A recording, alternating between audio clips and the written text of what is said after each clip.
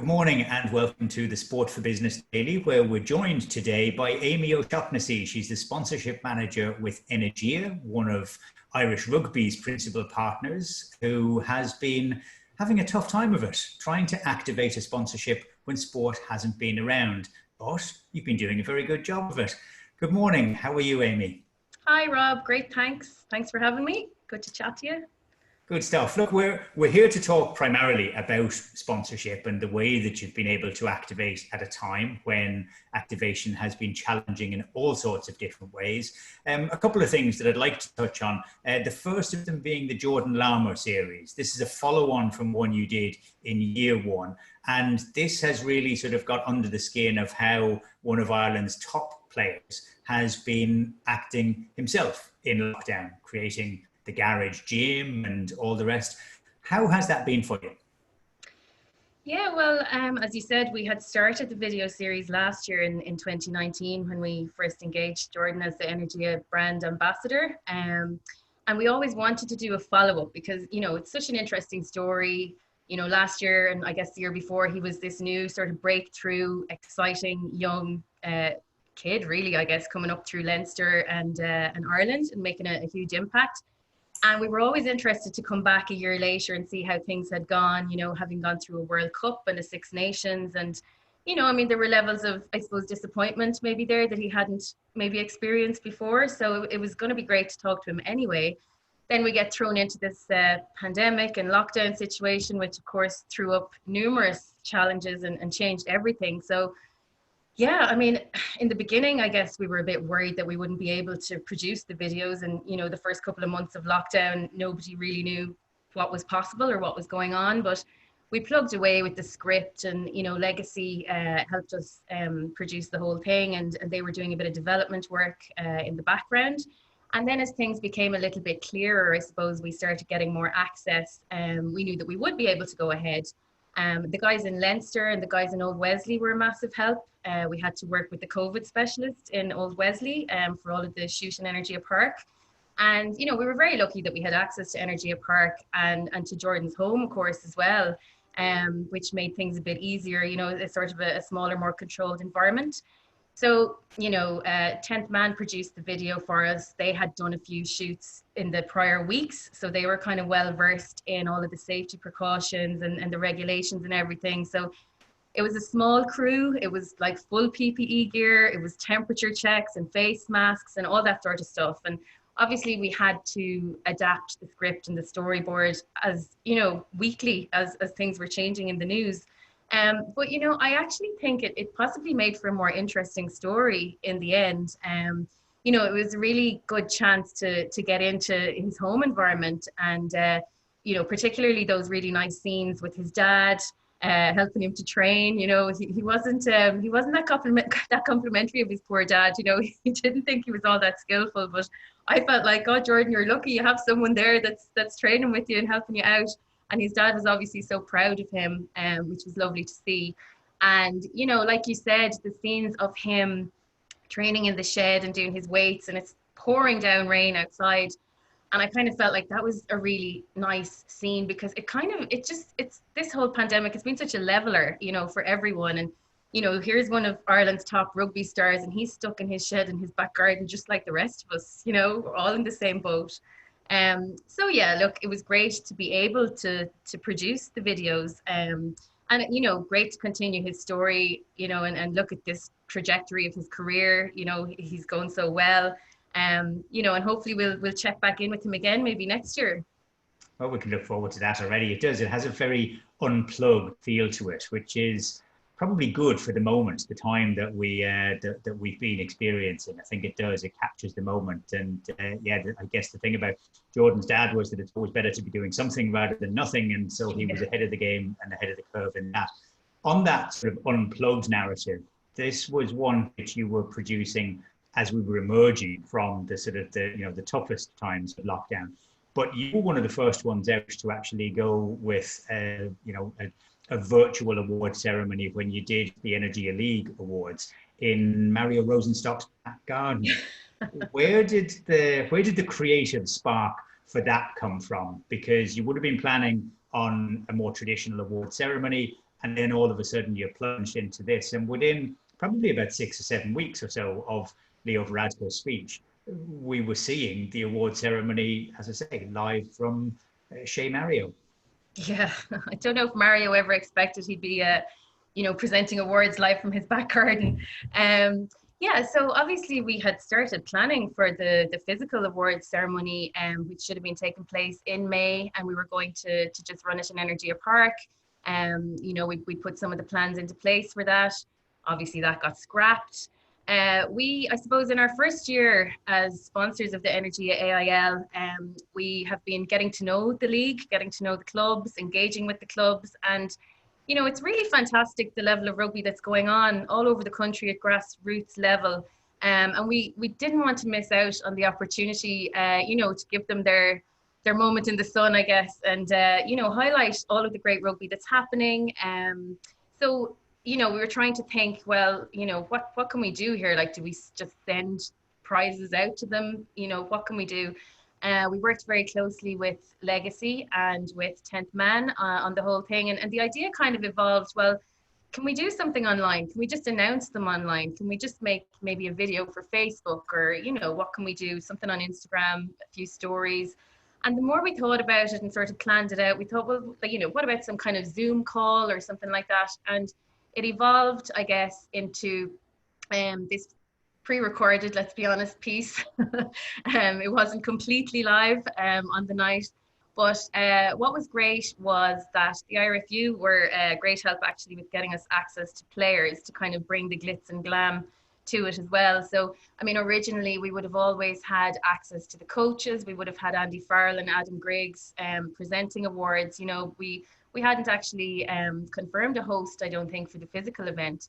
And we had been having some chats with Mario prior to this, just about some other things we were thinking about. So we know he's a rugby fan, and, we thought he might be up for the challenge of something a bit different. So he was on board straight away. He was delighted. I suppose our only challenge with Mario was, trying to almost edit down the wealth of content that he was coming up with.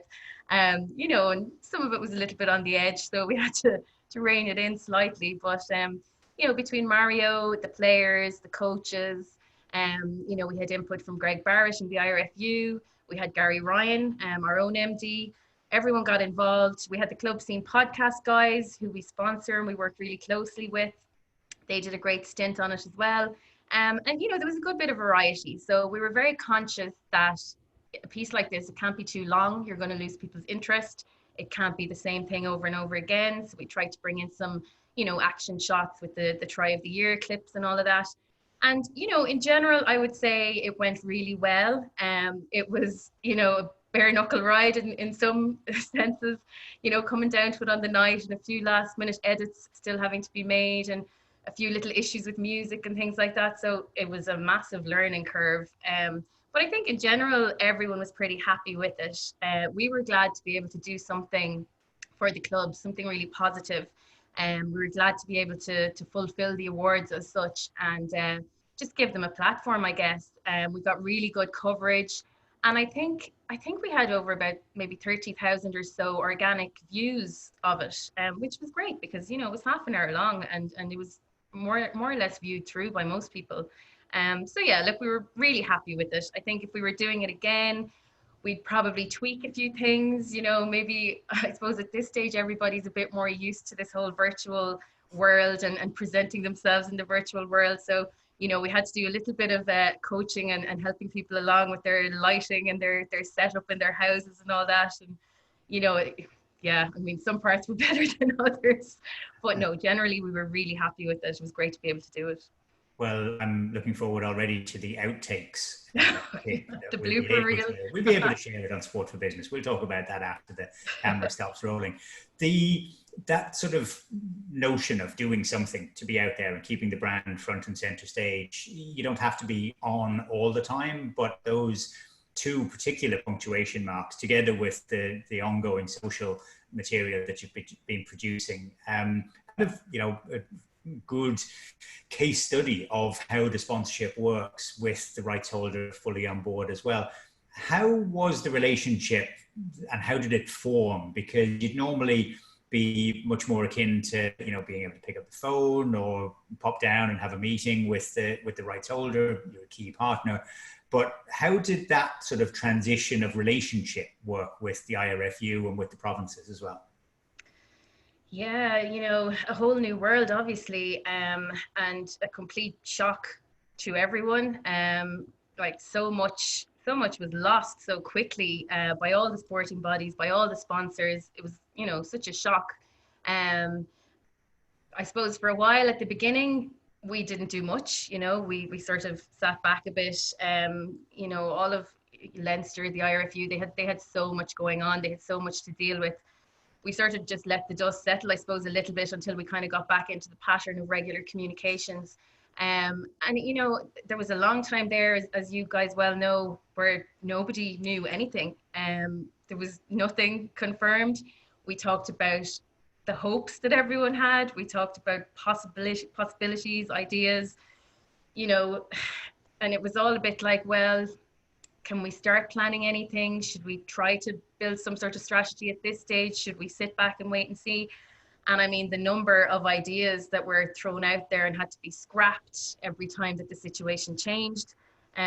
Yeah, look, I mean, the IRFU kept us updated anytime, I guess, that they had an update, which at the beginning was a little bit few and far between, because there was nothing for sure, nothing for definite. And it's been really difficult for them, but you know, they started planning out the roadmap for the return to club rugby in particular, which I suppose is of particular interest to us in Energia. That was such a huge undertaking, and just constantly evolving, constantly changing, and a team of guys working on that in there. And they brought us along on that journey, I suppose, with them. We talked about what might happen, and eventually, you know, that roadmap was published. I think they have found the best solution really in the circumstances. You know, as you know, they've sort of split the season in two for Energia AIL, and September to Christmas now will be the Energia Community Series, and after that we'll go back to pretty much regular AIL, although sort of cut down to half the season. But I think actually the Energia Community Series is going to bring a lot of opportunities for some of the clubs, you know, because it's all happening within provinces now, and you know, to cut down on travel, obviously, we don't want clubs traveling the length and breadth of the country for games. It's not a sensible thing to do. So, you know, within the provinces, there will be big opportunities for, especially the sort of, you know, lower tier clubs. Then I get to play the big guys, you know, so that's great for their development and their progression. What I'm excited about, and what I think could be a really good opportunity, is the opening up of the women's competition now. So the Energia Community Series for women will allow, I think it's 25 teams in, where the Energia AIL would have only had 10 teams this year, which is actually up from 8 last year. So, you know, we feel that this could be a really good chance for those additional teams to get really good, solid competition experience, good match experience, you know, with more established and more experienced teams. So hopefully it'll give them a pathway to bigger and better things. And I'd love to think that maybe next year's women's AIL will have another, you know, 2, 3, 4, 5 teams involved, which would be a very positive thing to come out of all this.